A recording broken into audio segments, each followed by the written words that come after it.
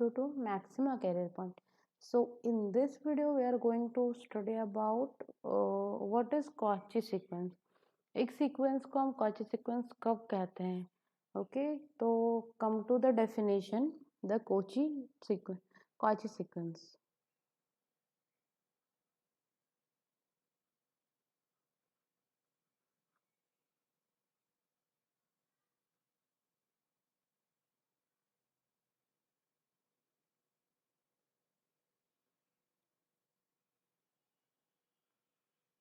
Okay, Cauchy sequence क्या होता है? डेफिनेशन लिखो यहाँ पे.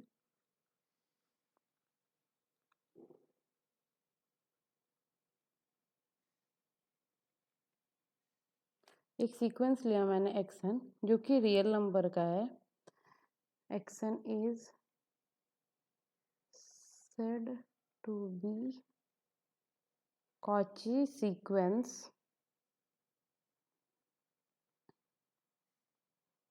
एक रियल सीक्वेंस xn को मैं Cauchy सीक्वेंस कब कहूँगी? If for every epsilon positive there exists a stage n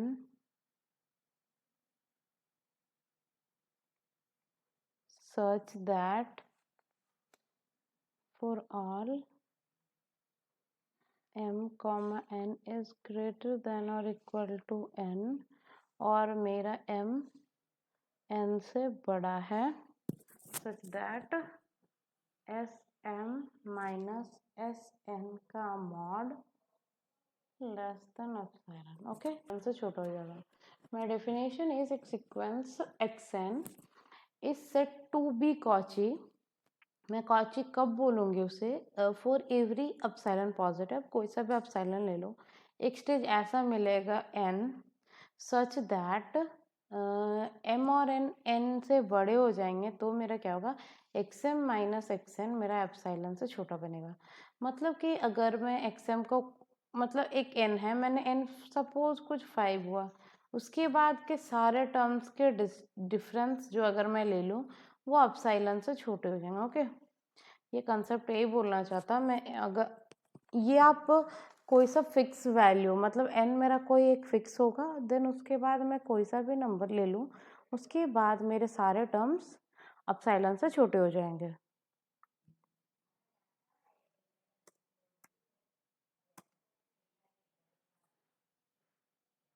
My second definition is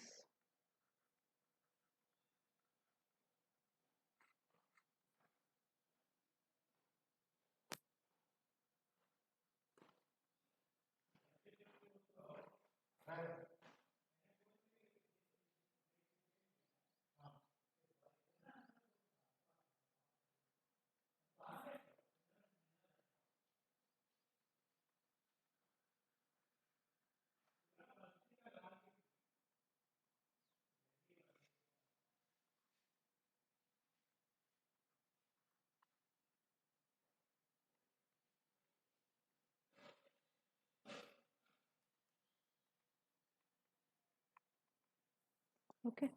तो देखो यहाँ पे SN सीक्वेंस. ओके, जो मेरा सीक्वेंस है वो SN है. तो फॉर गिवन कोई सा भी आप एप्सिलॉन दो, उसके लिए एक स्टेज ऐसा n मिलेगा, SN plus p minus SN. मैं दिखा सकती हूँ कि वो एप्सिलॉन से छोटा हो जाएगा. p को मैं 1 2 कुछ भी ले लूँ.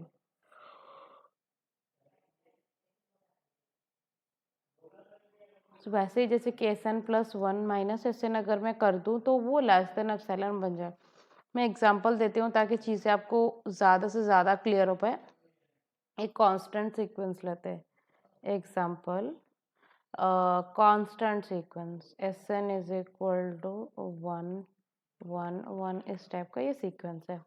तो आप SN ले लो, SN भी आपका 1 है, SM भी आपका 1 है. ओके, और m मेरा n से बड़ा है, तो मैं निकालूंगी SM माइनस SN का मॉड, जो कि 1 माइनस 1 है, जो कि 0 विच is less than epsilon. Okay, तो मैं बोल सकती हूँ कि ये कॉची हो गया. तो कैन आई से कि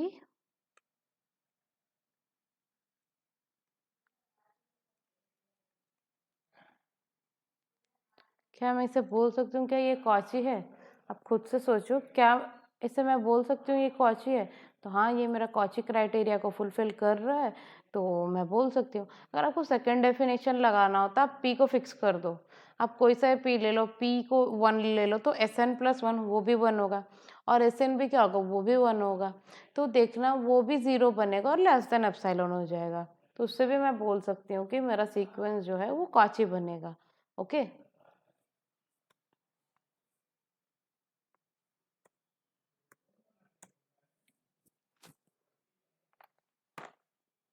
मैं एक एग्जांपल और देना चाहूँगी ताकि चीज़ें आपको क्लियर हो पाए। एक सीक्वेंस है s n upon n plus 1 n belongs to natural number. Okay, तो मैं यहाँ पे सेकेंड डेफिनेशन से आपको दिखाती हूँ कि प्रूफ कैसे कर रही हूँ। मैं दिखा दूँगी कि इसका मॉड ले लूँ तो क्या हो जाएगा मेरा n plus p upon n plus p plus 1 minus n upon n plus 1। LCM ले लूँ मैं तो क्या हो जाएगा n plus p plus 1 into n plus 1। यहाँ पे क्या हो जाएगा मेरा n plus 1 into n plus P minus n into n plus p plus 1। Okay, ये कर दिया मैंने। तो फिर मेरा क्या हो जाएगा n plus p plus 1 into n plus 1। ये आप मल्टीप्लाई करा दो तो हो जाएगा n square plus n p plus n plus P minus n p minus n. Okay,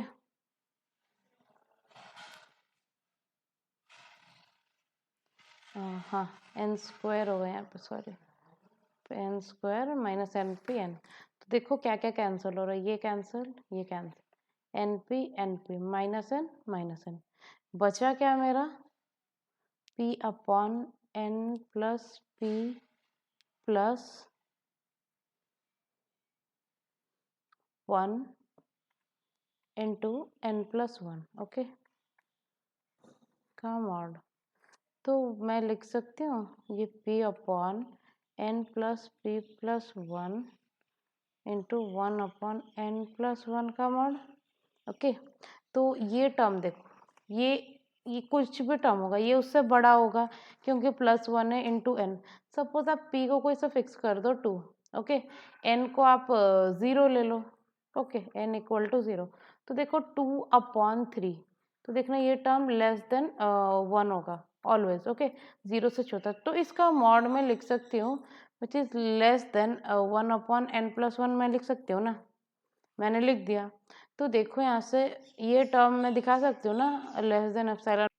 तो मैंने जैसे कि थ्योरम में दिखाया था 1/n is less than epsilon, वैसे ही 1/n प्लस 1 वो भी मेरा n से छोटा हो जाएगा। यहाँ पे आप ये नहीं लिख सकते, को लिख सकते हो less than 1/n which is less than epsilon. तो ये हो गया मेरा कॉची सीक्वेंस। ओके, तो चलिए दो तो एप्लीकेशन में बता दी, उसके बाद कुछ थ्योरम्स को मैं बताना चाहूँगी कि अगर एक सीक्वेंस कॉची है। अच्छा, आप नॉट कॉची कैसे दिखाओगे? जैसे कि एग्जांपल मैं देती हूँ, आपको क्लियर हो जाएंगी चीज़ें। एक क्वेश्चन है, क्वेश्चन एस एन है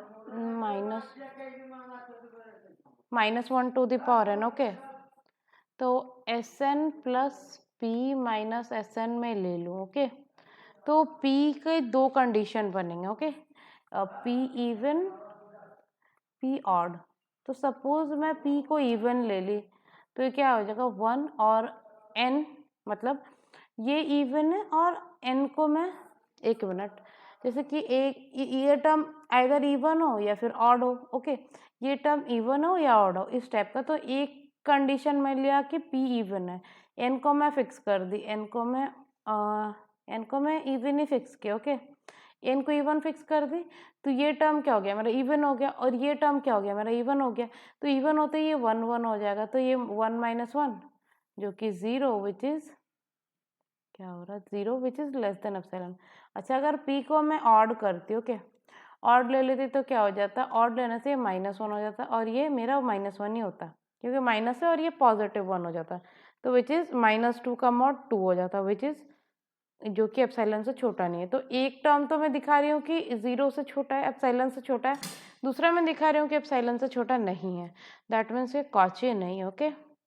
आप ऐसे करके कॉन्ट्राडिक्शन ढूंढ सकते हो कि यहाँ पे मेरा ये सेटिस्फाई नहीं कर रहा, तो ये कोची नहीं बनेगा, ओके।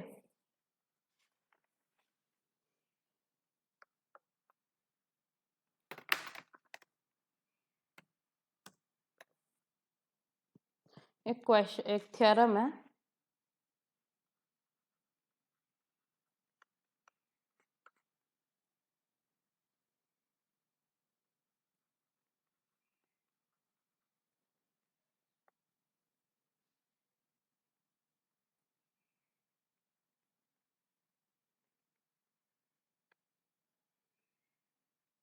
एक्सएन मेरा एक कन्वर्जेंट सीक्वेंस है of real number,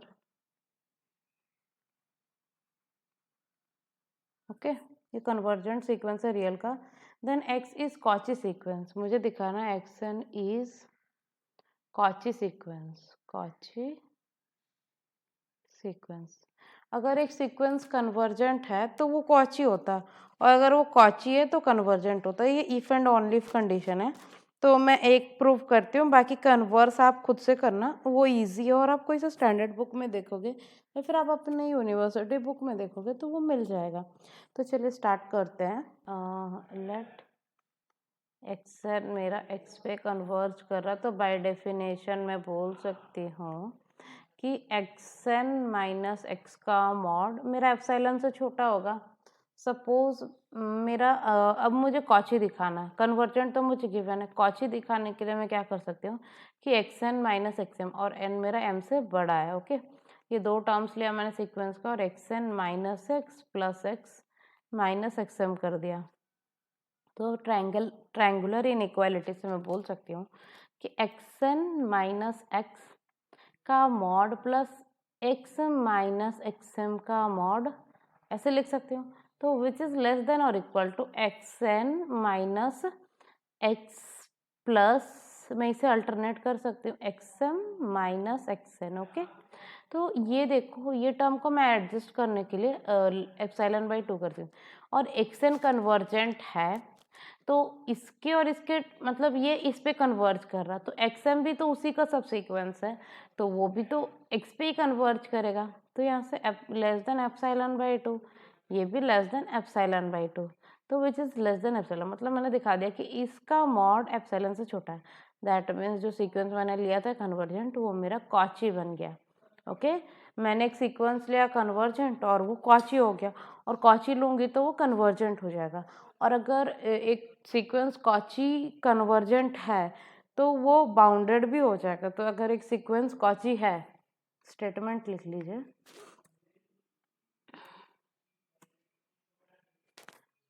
if a sequence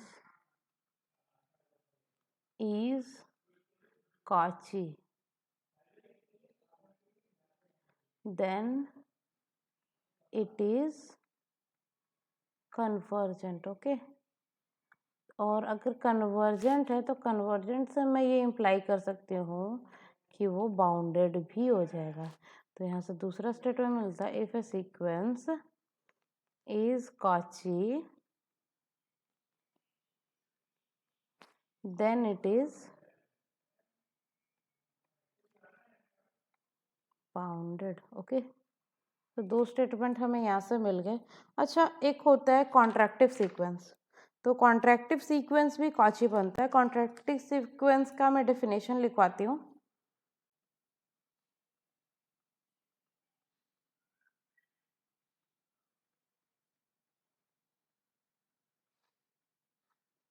कॉन्ट्रैक्टिव sequence, let a sequence xn is said to be contractive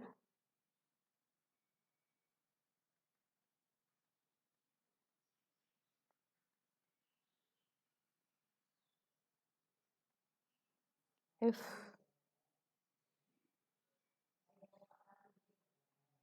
there exists a constant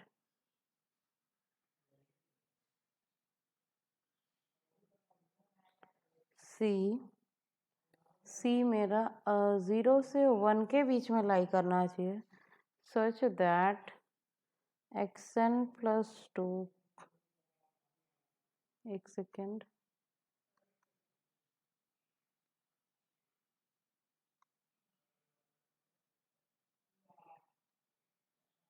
xn plus 2 minus xn plus 1 का मॉड लेस देन और equal to c times xn plus 1 minus xn। Okay, मतलब c को मैं constant बोल सकती हूँ कि ये कांस्टेंट है, कांस्टेंट। ओके, मतलब अगर मैं xn plus 2 minus xn plus 1 का mod c times xn plus 1 minus xn दिखा दूँ और c मेरा 0 से 1 के बीच में लाई करे, तो मैं उस सीक्वेंस को कॉन्ट्रैक्टिव सीक्वेंस बोल सकती हूँ। तो हर कॉन्ट्रैक्टिव सीक्वेंस कॉची होता है, चलिए वो प्रूफ करते हैं।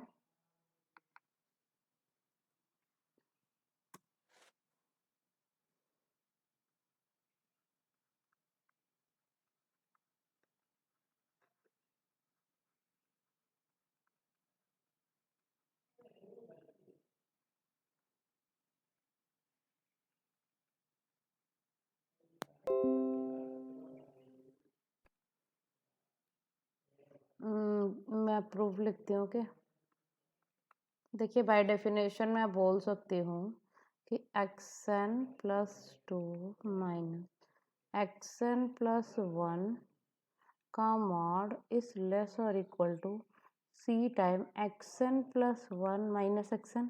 ओके, अच्छा ये टर्म मैं इससे बोल सकती हूँ कि c square into xn minus 1। Okay, फिर मैं इसे लेस देन और इक्वल टू दिखा सकती हूँ, सी क्यूब एक्स एन, यहाँ पे x n minus 1 minus x n minus 2।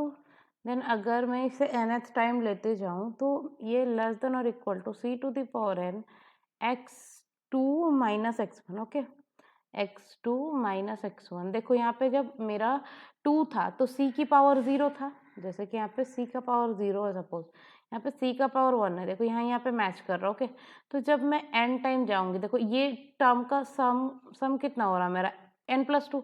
यहाँ पे भी देखो टर्म का सम कितना हो रहा है n प्लस 2, यहाँ पे भी देखो n प्लस 2, यहाँ पे भी n प्लस 2। तो जब ये और ये का सम करूंगी मैं, मुझे n प्लस 2 मिलना चाहिए। तो यहाँ पे x2 माइनस x1 हो गया। ओके, यहाँ पे क्या मिला मुझे, x2 माइनस x1। अब मैं बाई कॉची थ्योरम में क्या जानती हूँ, xm माइनस xn। ओके, तो मैं इसे लिख सकती हूँ लेस और equal to xm minus xm minus 1 plus xm minus 1 minus xm minus 2 plus ऐसे ऐसे करके मैं xn plus xn plus 1 minus xn ऐसा लिख सकती हूँ। तो विच इज़ लेस और equal to c to the power m minus 2 लिख सकती हूँ। अगर मैं उसका सम करूँ, जैसे कि ये और मेरा c की पावर, तो मेरा क्या डिफरेंस बन रहा था n प्लस 2 का। तो आप देखो यहाँ पे c की power m minus 2 x2 minus x1। Okay, plus यहाँ पे लिख सकती हूँ c की power m minus 3 x2 minus x1। वैसे ही अगर मैं लास्ट तक जाऊँ तो c to the power n minus 1 x2 minus x1। Okay, तो चलिए,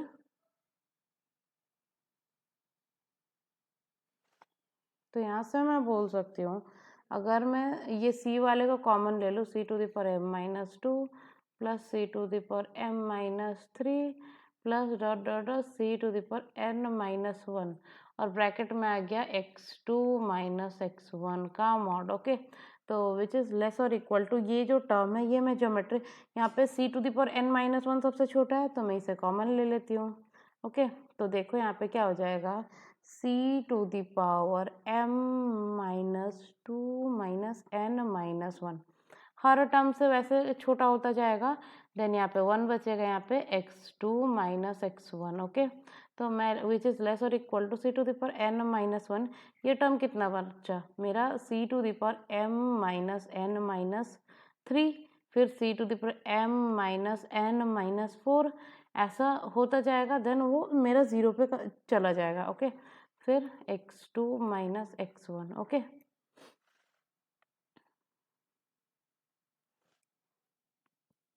तो ये टर्म अगर मैं जीपी में दिखाऊं तो क्या बन जाएगा, अगर मैं उल्टा कर दूं, यहाँ से 1 से स्टार्ट है तो मेरा क्या हो जाएगा 1/1 माइनस सी।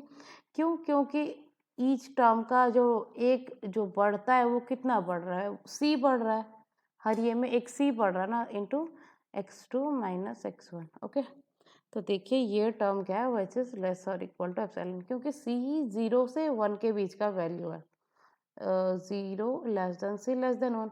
तो अगर मैं इसे इन्फानाइट टाइम्स ले जाऊँ, n is tending to infinity है, तो ये टर्म 0 के बहुत करीब चला जाएगा। ओके, तो 0 इंटू ये टर्म, ये भी 0 से लेस है क्योंकि ये 0 से खुद बहुत पास में है, तो उसका ये टर्म तो छोटा हो जाएगा। और लूँ तो ये जो होल टर्म है वो 0 पॉइंट कुछ ऐसा आ जाएगा। ओके, और उसे मैं लेस देन एप्सिलॉन दे सकती हूँ। तो मेरा यहाँ से हुआ कि एवरी